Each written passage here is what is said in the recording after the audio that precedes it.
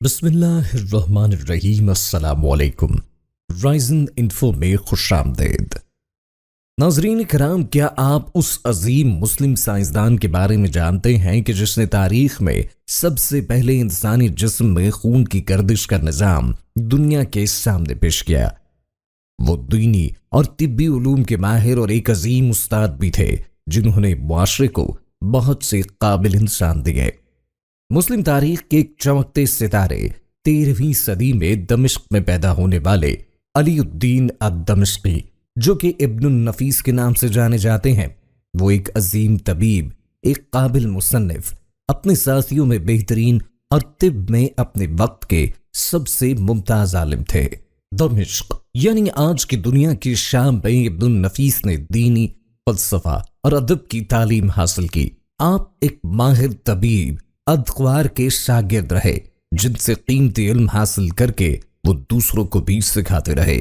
انہوں نے علم سمیٹ کر رکھنے کے بجائے دوسروں میں بانٹنا پسند کیا۔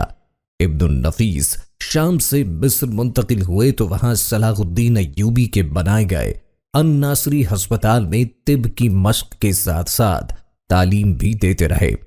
آپ صرف طب ہی نہیں بلکہ علم شریعت کے بھی استاد تھے۔ ابن النفیس مدرسہ المسروریہ میں علم شریعت کی تعلیم دیتے تھے۔ ان کے نامور شاگردوں میں کامیاب طبیب ابن القف شامل ہے۔ فلسفہ اور سرجری کے علوم میں بھی آپ کا نام مشہور ہے۔ علماء دین میں ابن النفیس کا نام لیا جاتا ہے، جس سے معلوم ہوتا ہے کہ وہ دین کے علم اور عمل میں خوب جانے جاتے تھے۔ ابن النفیس کی طبی دنیا میں سب سے بڑی کامیابی خون میں گردش کے نظام کی دریافت تھی۔ اس سے پہلے مغربی سائنسدان گیلن کا نظریہ پوری دنیا میں مانا جاتا تھا، جس کے مطابق خون جسم سے واپسی پر دل کے دائیں حصے سے بائیں حصے تک چھوٹے چھوٹے سوراخوں کے ذریعے منتقل ہوتا ہے۔ خون دوبارہ جسم میں گردش کے لیے جانے سے پہلے دل سے ہی گزرتا ہے۔ ابن النفیس نے اس نظریے کو چیلنج کیا اور دنیا تک جسم میں خون کی گردش کا درست نظام پہنچایا، جو آج کی طبی ترقی میں بہت اہمیت رکھتا ہے۔ ابن النفیس نے دریافت کیا کہ پورے جسم سے دل تک واپس آنے والا خون پھیپھڑوں تک جاتا ہے، جہاں خون میں آکسیجن دوبارہ بھری جاتی ہے۔ یوں پھیپھڑوں سے گزر کر خون دل تک پہنچتا ہے، جہاں سے دوبارہ پورے جسم میں گردش کے لیے جاتا ہے۔ اسی طرح انہوں نے یہ دریافت کیا کہ دل میں خون کی گردش پھیپھڑوں کے ذریعے ہوتی ہے، جس نے گیلن کے نظریے میں غلطی کو درست کیا، جس کا نظریہ دوسری صدی سے طبی دنیا میں مانا جاتا تھا۔ آج کے دور میں کئی لوگ خون کے گردشی نظام کی اس دریافت کو مغربی سائنسدان ولیم ہاروے کے ساتھ منسوب کرتے ہیں، جبکہ ابن النفیس نے ولیم کی پیدائش سے 300 سال پہلے یہ دریافت پیش کر دی تھی۔ ڈاکٹر عبد الرحمن نے اپنی تحریر خون کی گردش کی دریافت میں بھی یہ ثابت کیا ہے کہ گردشی نظام کے بادشاہ ہونے کا تاج ابن النفیس کے سر جاتا ہے۔ کیا آپ جانتے ہیں کہ ابن النفیس نے 29 سال کی عمر میں اپنی پہلی کتاب شرح تشریح القانون شائع کروائی، جو طب میں زیادہ مشہور تو نہ ہوئی، مگر آج کی تاریخ سائنسدانوں کے لیے یہ خاص طور پر بہت اہم ہے۔ اس کی وجہ یہ ہے کہ اس کتاب میں ابن النفیس نے خون کی گردش کا نظام پیش کیا اور اس وقت کے طبی ماہرین کے نظریات کو چیلنج کیا۔ ابن النفیس نے اپنے وسیع علم کی بدولت بہت پر اعتماد انداز میں اپنی دریافت لکھی اور دنیا تک پہنچائی۔ اس خاصیت کی وجہ سے وہ فزیولوجی کے علم میں ایک اہم مقام رکھتے ہیں۔ ناظرین، اس عظیم مسلم سائنسدان کی کامیابیوں کی فہرست یہیں تک نہ تھی، بلکہ وہ شام کے سلطان بیبرس اور کئی دوسرے سیاسی رہنماؤں کے ذاتی طبیب رہے اور اپنے وقت کے دوسرے طبیبوں میں خاص مقام حاصل کیا۔ 74 سال کی عمر میں ان کو المنصوری ہسپتال میں مقرر کیا گیا، جہاں انہوں نے آخری وقت تک خدمات پیش کی۔ ابن النفیس نے اپنی زندگی کا بڑا حصہ شام میں گزارا۔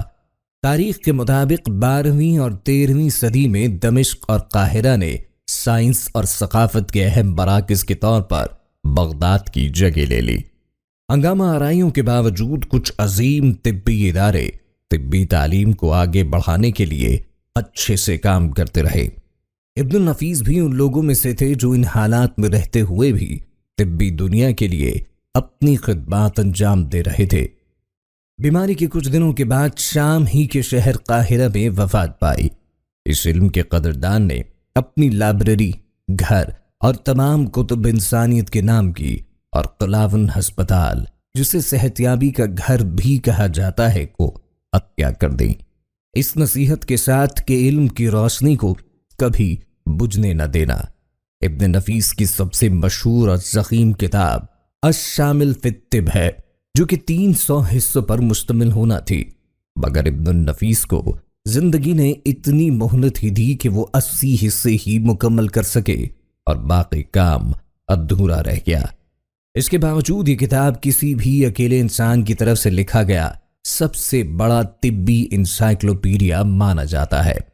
1258 میں بغداد کی تباہی کے دوران ہلاکو کی فوج کے ہاتھوں کتابوں کی بڑے پیمانے پر تباہی کے بعد قاہرہ اور دمشق کے علماء میں سائنسی سرگرمی کی جو لہر پھیل گئی، یہ انسائکلوپیڈیا اس کی نمائندگی کرتا ہے۔ اس میں اسلامی دنیا میں موجود تمام طبی تعلیم کو جامع انداز میں شامل کیا گیا۔ وقت کے ساتھ ساتھ اس مجموعے کے کئی حصے پوری دنیا میں بکھر گئے اور صرف 2 حصے ابھی تک شام میں موجود ہے۔ یہ کتاب ایک لمبی مدت تک فراموش رہی، مگر جب مصری طبیبوں نے 1924 میں جرمنی کے برلن میں واقع پرشین ریاستی لائبریری میں commentary on the anatomy of the Canon of Avicenna کے عنوان سے ایک مخطوطہ دریافت کیا تو ابن النفیس کی یہ تحریر سامنے آئی۔ شام کے اسکالر یوسف زیدان نے ابن النفیس کے اس کام کے سب حصوں کو جمع کرنے کا کام شروع کیا، جس کے ذریعے دنیا بھر کی لائبریریوں میں ابن النفیس کی کتابیں پائی گئیں۔ جیسا کہ کیمبرج یونیورسٹی کی لائبریری اور اسٹینفورڈ یونیورسٹی دنیا بھر کی مختلف لائبریریاں اور عجائب خانے ابن النفیس کی کتابوں کو فخر سے پیش کرتے ہیں۔ ابن النفیس کی طبی علم سے متعلق ایک دلچسپ چیز یہ بھی ہے کہ انہوں نے اپنے وقت میں اس نظریے کی حمایت کی کہ دل کے بجائے دماغ وہ حصہ ہے جو کہ سوچنے اور محسوس کرنے کا کام کرتا ہے۔ تاریخ کے واقعات اور ان کی روشنی میں یہ بھی کہا جاتا ہے کہ ان کی کتابوں اور علم نے آنے والے کئی مغربی سائنسدانوں کو متاثر کیا، جنہوں نے ابن نفیس کی دریافت اور کتابوں سے سیکھ کر اسے اپنی کتابوں میں شامل کیا۔ اس کا سب سے زیادہ اثر انگیز کام طب کے شعبے میں تھا، اور وہ ہے خون کی گردش کو دریافت کرنے کا صحرا۔ انہوں نے کارڈیالوجی میں بھی ابتدائی کام کیا۔ بے شک ابن النفیس کو طب کے میدان میں کام سے جانا جاتا ہے، مگر ان کی قابلیت طب سے بڑھ کر ہے۔ طب سے آگے وبائی امراض، غذائیت، اسلامی مذہب، قانون شریعہ اور فلسفے میں بھی ماہر تھے، جیسا کہ ان کی لکھی گئی کم از کم 24 کتابوں سے ثابت ہے۔ ان کی کتابوں کے مطابق اندازہ لگایا جاتا ہے کہ انہوں نے 110 سے زائد طبی کتابیں لکھی، جس میں انسانی جسم کے اندرونی اعضاء، ادویات اور فزیالوجی کے بارے میں لکھا۔ ایک عالم اور سائنسدان کی حیثیت سے ابن النفیس اپنے پیشروؤں کے کاموں سے متاثر تھے۔ دوسرے اسلامی سائنسدانوں کی طرح ابن النفیس نے بھی اپنے تجربات اور مشاہدوں کی روشنی میں اپنے سے پہلے علماء کرام کا تنقیدی جائزہ لیا۔ انہوں نے ابن سینا، الرازی، گیلن اور ہیپوکریٹس جیسے مشہور سائنسدانوں کی دریافتوں کا مطالعہ کیا اور ان پر تنقیدی جائزہ بھی پیش کیا۔